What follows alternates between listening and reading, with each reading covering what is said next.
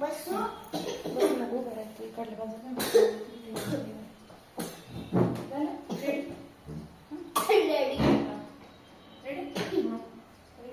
Ready.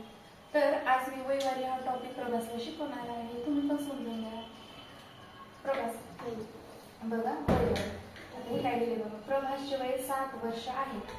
7 वर्ष. प्रभासचे वय 7 वर्ष आहे आणि स्वर्णवचं वय 4 वर्ष आहे. माझ्या तुमची भावाचा असते 4 वर्ष.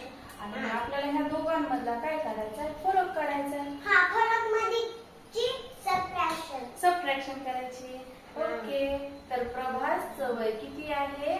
7 वर्ष. आणि स्वर्णवचं वय किती आहे? 4 वर्ष. मग ह्या दोघांची आपल्याला सबट्रॅक्शन करायची. सबट्रॅक्शन. हा झाला प्रभास, हा झाला स्वर्ण. आणि काय येणार आपला डिफरन्स? फरक कितीचा आहे? काढा आता ते फरक कितीचा आहे. कर सबट्रॅक्शन. सबट्रॅक्शन करतो.